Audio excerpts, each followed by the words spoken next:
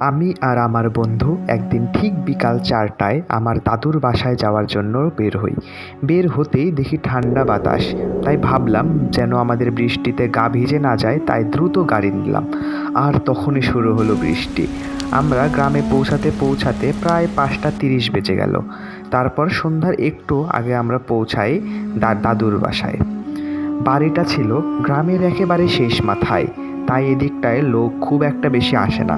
বড় বড় গাছ আর বাতাসে সেদিন ছিল এক অদ্ভুত নিস্তব্ধতা, যেন আমাদের জন্য গোপন কিছু একটা অপেক্ষা করছে। এরপর ছোট্ট কাঠের দরজা পার হয়ে আমরা ভিতরে গিয়ে দেখি তিনি একটি কাঠের চেয়ারে বসে আছেন। আমরা তাকে সালাম দিতেই তিনি আমাদের দুজনকে বসতে বললেন ও চাকরকে আমাদের জন্য নাস্তা পানি আনতে বললেন। এরপর তিনি মৃদু হেসে বললেন, তোমরা শহরের ছেলে, গ্রামের অন্ধকার ঠিক মতো দেখোনি, কিন্তু আমি এমন কিছু দেখেছি যা আজও ভুলতে পারিনি। বাইরে তখন হালকা বৃষ্টি পড়ছিল। টিনের চালের ওপর টুপটাপ শব্দ ও বাইরের জানালা দিয়ে ভিতরে ঠান্ডা বাতাস হাওয়া ঢুকছে।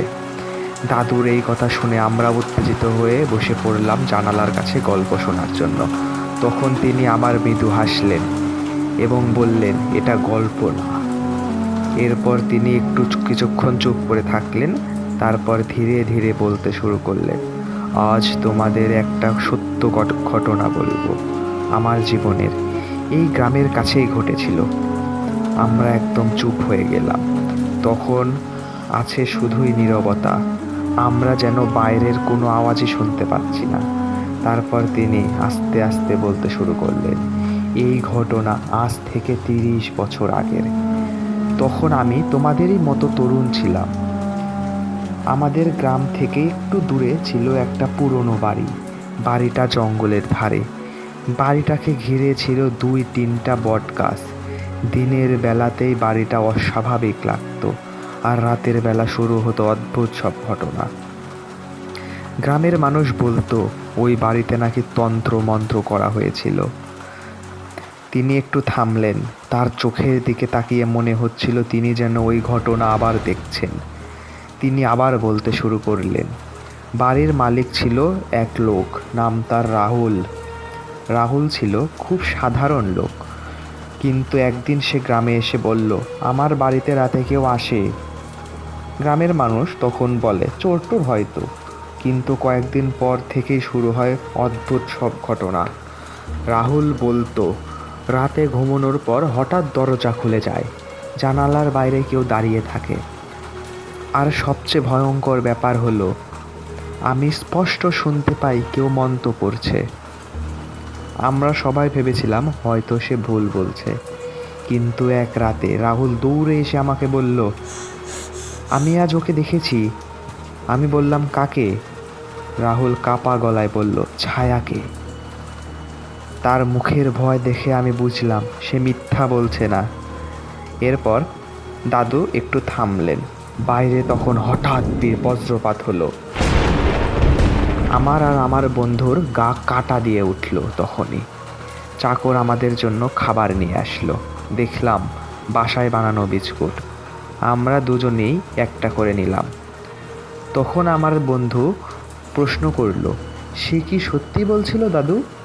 দাদু বলল, তার মুখের ভয়, গলার কাঁপুনি দেখে মনে হচ্ছিল না যে সে মিথ্যা বলছে। তখন তিনি আবার বলতে শুরু করলেন, সেদিন রাতে আমি ঠিক করলাম আমি নিজেই রাহুলের বাড়িতে গিয়ে দেখব আসলে কি হচ্ছে।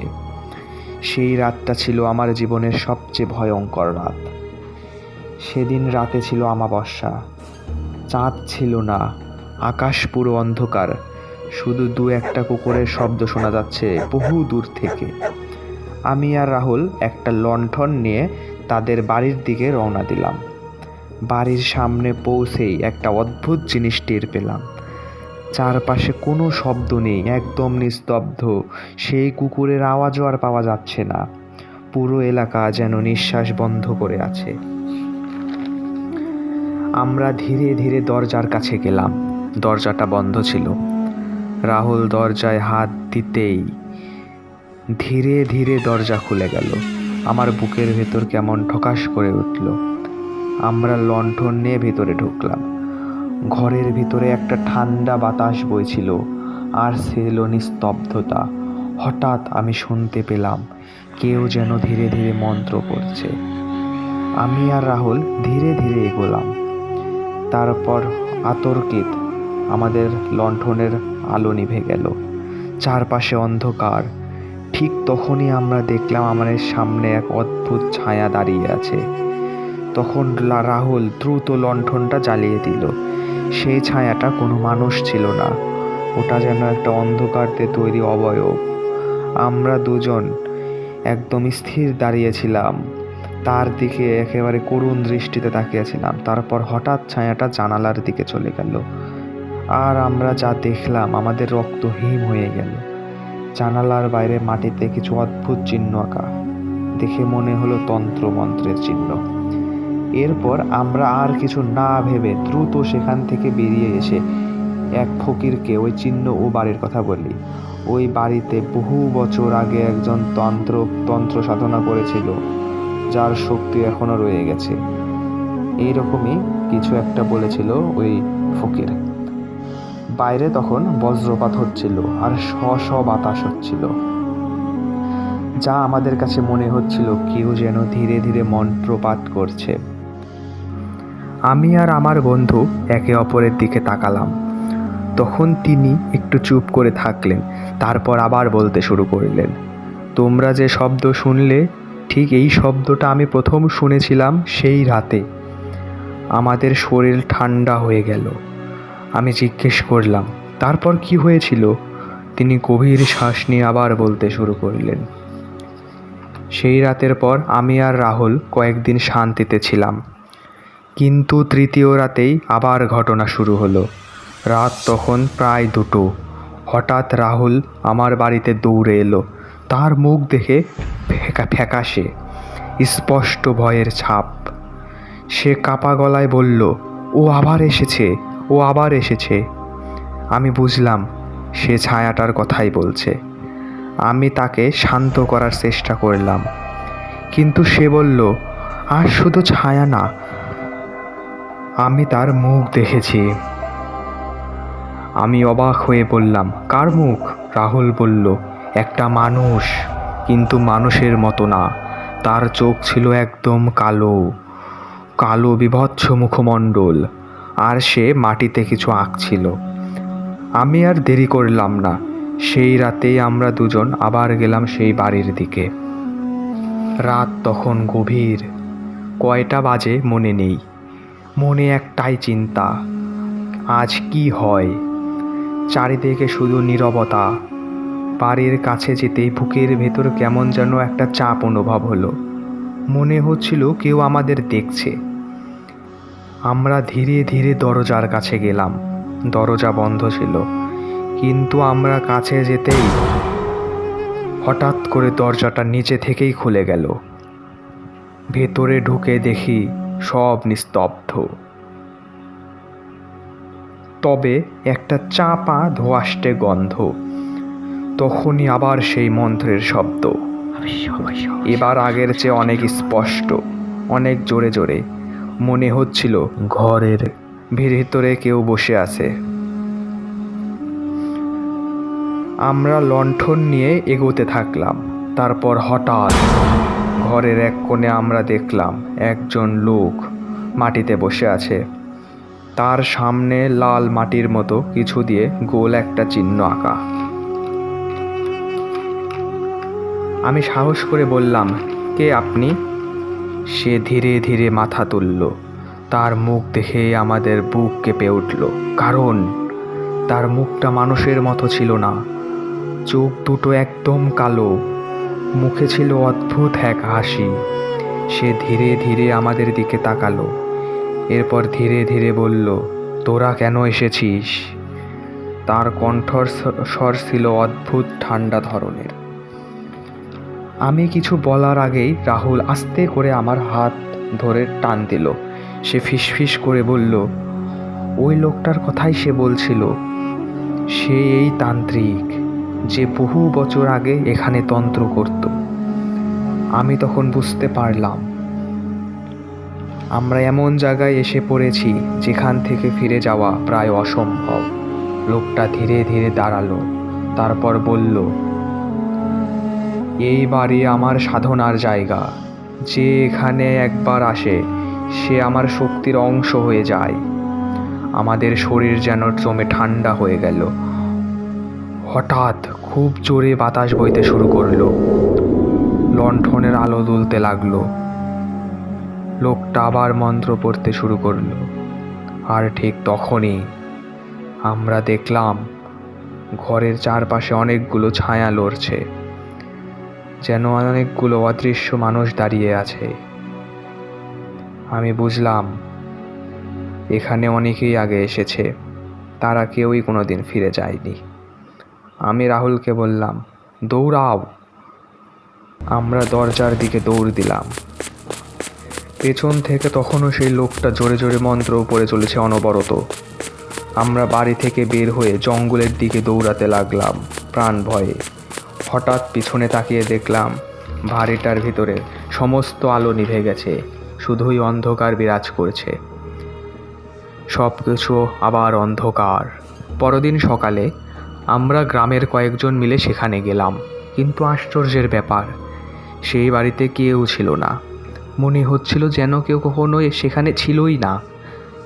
মাটির সব চিহ্ন মুছে গেছে, কোনো আঁকা আঁকের চিহ্ন নেই। আমি আর রাহুল একে অপরের দিকে তাকালাম। কিন্তু এই বলেই দাদু একটু থামলেন। তখন ঘড়িতে বাজে 7টা। বাইরে তখনও প্রচণ্ড বৃষ্টি। তখন আমার বন্ধু বলল, দাদু, এই ঘটনায় কি তোমাদের কারো ক্ষতি হয়েছিল? দাদু মুচকি হেসে আবার বলতে শুরু করলেন, কিন্তু সেই রাতের পর সে যে নতুন বাসায় থাকতো সেখানেও থাকতে পারতো না। প্রতিদিন রাহুল একই শব্দ শুনতে পেত, ধীরে ধীরে মন্ত্র পড়ার শব্দ। মাঝে মাঝে জানালার বাইরে যেন কেউ হাঁটাহাঁটি করছে। আবার সে একদিন স্বপ্নে দেখে ওই লোকটা তার সামনে দাঁড়িয়ে। লোকটা লম্বা, কালো চোখ, এলোমেলো চুল, হাতে হাড্ডি, গলায় কঙ্কালের মালা। কিন্তু পরে বুঝতে পারে না এটা স্বপ্ন না বাস্তব। কিন্তু সমস্যা হলো একদিন পরেই রাহুল হঠাৎ নিখোঁজ হয়ে গেল। আমার বন্ধু অবাক হয়ে বলল, মানে? দাদুর বন্ধু বলল, সকালে 4 জন এসে বলল রাহুলকে কোথাও খুঁজে পাওয়া যাচ্ছে না। সন্দেহ হতেই আমি গেলাম তার পুরাতন বাড়ির দিকে। তার বাড়ির দরজা খোলা ছিল আর ঘরের মেঝেতে অদ্ভুত সেই মন্ত্রের চিহ্ন আঁকা ছিল। আমার সারা শরীর ঠান্ডা হয়ে গেল। আমি তখন বুঝতে পারলাম ওই তান্ত্রিক আবার ফিরে এসেছে। সেখানে রাহুলকে না দেখতে পেয়ে দ্রুত চলে আসলাম। আর একটা ব্যবস্থা করার জন্য কয়েকজন মানুষকে নিয়ে ঠিক বিকালের দিকে গেলাম জঙ্গলের দিকে। যেতে যেতে প্রায় সন্ধ্যা হয়ে গেল। আমরা 4 জন ধীরে ধীরে বাড়ির সামনে পৌঁছালাম। বাড়িটা তখন আগের চেয়েও বেশি ভয়ঙ্কর লাগছিল। দেখি দরজাটা আধ খোলা। আমি সাহস করে ভিতরে ঢুকলাম, আর তখনই দেখলাম ঘরের ঠিক মাঝখানে সেই গোল চিহ্ন আঁকা, চারপাশে কঙ্কাল, মাথা, রক্ত, আর তার মাঝে রাহুল মাথা নিচু করে বসে আছে। রাহুলের চোখ বন্ধ, তবে তার মুখ দিয়ে আস্তে আস্তে বের হচ্ছে মন্ত্রের শব্দ। আমি তাকে ডাকলাম, রাহুল, রাহুল, কিন্তু সে চোখ খুলল না, যেন সে কিছুই শুনতে পাচ্ছে না। হঠাৎ সে চোখ খুলল। তার চোখ দুটো একদম কালো, ঠিক সেই তান্ত্রিকের মতো, চুলগুলো রুক্ষ। আমার বুক কেঁপে উঠল। সে ধীরে ধীরে আমাদের দিকে তাকিয়ে বলল, সে আমাকে ছেড়ে যায়নি। আমি ভয়ে ভয়ে বললাম, কে? রাহুল বলল, তান্ত্রিক। সে এখন আমার ভেতরে, সে আমাকে তার বশে করে নিয়েছে। এই বলেই সে চিৎকার করতে থাকলো প্রচণ্ড আর্তনাদে। হঠাৎ ঘরের বাতাস দ্রুত পরিবর্তন হয়ে গেল, সব মোমবাতি নিভে গেল। হঠাৎ কেমন একটা শব্দ হতে লাগলো। আমার লণ্ঠনের আলোটা তখনও ছিল। দেখি রাহুলের চোখ, নাক, কান দিয়ে রক্ত পড়ছে। কিছু বুঝে ওঠার আগেই সে প্রচণ্ড হাওয়ায় ভাসতে লাগলো। আমরা ভয়ে ঠান্ডা হয়ে গেলাম। দুজন লোক অজ্ঞান হয়ে গেল, আর যারা ছিল তারা পেছনে পিছিয়ে গেল। তারপর হঠাৎ সব শান্ত। রাহুল নিচে পড়ে গেল। কোনো শব্দ নেই, সব নিস্তব্ধ, লণ্ডভণ্ড। তখনই জোরে একটা হাসির শব্দ হয়ে তা মিলিয়ে গেল। তখন শুধুই পড়েছিল রাহুলের রক্তশূন্য মৃতদেহটি। আমাদের তখন কিছুই করার ছিল না। আমরা রাহুলের দেহটা নিয়ে দ্রুত চলে এলাম এবং তার জানাজা শেষ করে কবরস্থ করলাম। এই ঘটনায় আমরা খুবই ভয় পেয়ে গেছিলাম। সেই ঘটনার কিছুদিন পর গ্রামের সব মানুষ সিদ্ধান্ত নিল বাড়িটা ভেঙে ফেলতে হবে। তারপরে তারা ভেঙে ফেললো বাড়িটি। তারপর সেই জায়গাটা মাটি দিয়ে ঢেকে ফেলা হলো। সেই ঘটনার পর সেখানে আর কোনো অদ্ভুত ঘটনা ঘটেনি। দাদু তার গল্প বলা শেষ করলেন। তখন আমি বললাম, দাদু, ওই স্থানের বর্তমান অবস্থা কী? দাদু বলল, আজ প্রায় 30 বছর হতে চলল। কারো খুব একটা মনেও নেই সেই ঘটনার। ওই স্থান এখন একটা নতুন বাড়ি অবস্থিত। তারা শহর থেকে এসেছে, জায়গা ভালো, দাম কম, তাই তারা কিনে নিয়েছে। তারপর আর কিছু ঘটেনি বলে আমরা তাদের কিছু জানাইনি। তখন রাত বাজে ঠিক 12টা। রাতে খাওয়া দাওয়া শেষ করে আমি আর আমার বন্ধু ঘরে চলে এলাম শোয়ার জন্য। তখন আমার বন্ধু বলল, চল ওইখানে একদিন যাই। আমারও কৌতূহল হলো, তাই কাউকে না জানিয়ে